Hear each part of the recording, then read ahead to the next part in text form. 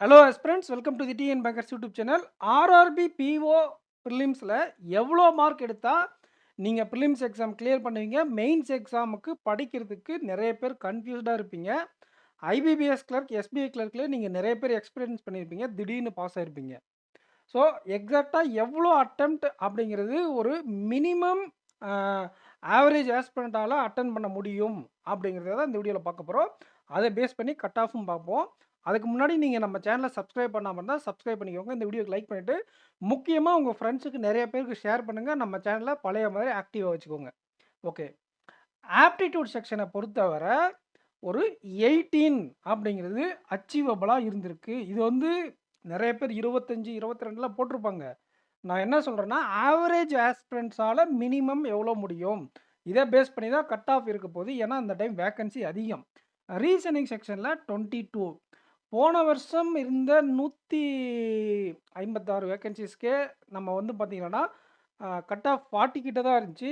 இப்போயே 40 கிட்ட வந்துச்சு சார் அப்படின்னு கேட்டிங்க அப்படின்னா, இந்த வருஷம் போன வருஷத்தை காட்டிலும் கொஞ்சம் பேப்பர் ஈஸி. அண்ட் அது மட்டும் இல்லாமல் புதுசாக போன டைம் செக்ஷனல் டைமிங்கை இன்ட்ரடியூஸ் பண்ணாங்க. ப்ராக்டிஸ் இல்லாமல் போய் அஃபெக்ட் ஆகிருப்பாங்க. ஆனால் இந்த டைம் பக்காவாக ட்ரைனிங்கோடு போய் பேப்பர் கொஞ்சம் ஈஸி அச்சீவபிளாக இருந்ததுனால கண்டிப்பாக இந்த ரேஞ்சில் மினிமம் அட்டெம்ப்ட் இருக்கும். ஓகேங்களா?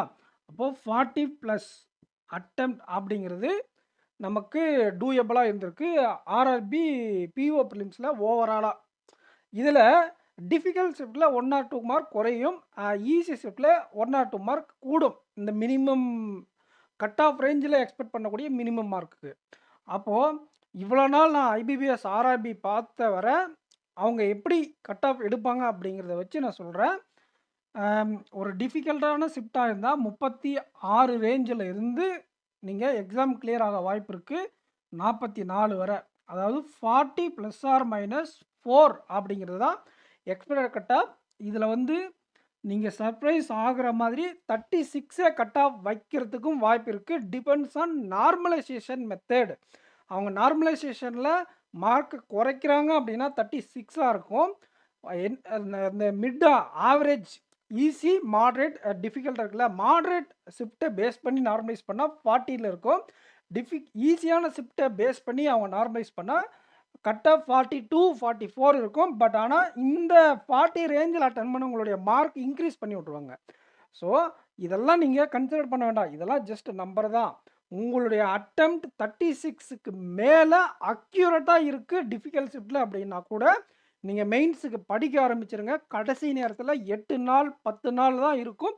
நீங்கள் அந்த டைமில் எந்த பிரயோஜனமும் இல்லை. அப்போ மெயின்ஸ் படிக்க ஆரம்பித்து இப்போயே கம்மியான டைம் தான் இருக்குது. அரௌண்ட் 25, 26 டேஸ் தான் இருக்குது. யூட்டிலைஸ் பண்ணிக்கோங்க. இந்த ரேஞ்சில் உங்களுடைய அட்டெம்ப்ட் இருந்தாலே, அக்யூரேட்டாக இந்த ரேஞ்சில் அட்டெம்ப்ட் இருந்தாலே நீங்கள் கண்டிப்பாக மெயின்ஸ் எக்ஸாம் போகிறதுக்கு அனைத்து விதமான வாய்ப்புகளும் இருக்குது. மெயின்ஸுக்கு படிங்க. ஓகேங்களா? ஸோ நம்ம சேனலை சப்ஸ்கிரைப் பண்ணாமல் தான் சப்ஸ்கிரைப் பண்ணிக்கோங்க. இந்த வீடியோக்கு லைக் பண்ணிவிட்டு உங்கள் ஃப்ரெண்ட்ஸுக்கு ஷேர் பண்ணிக்கோங்க. நெக்ஸ்ட் வீடியோவில் மீட் பண்ணலாம் ஃப்ரெண்ட்ஸ். தேங்க்யூ.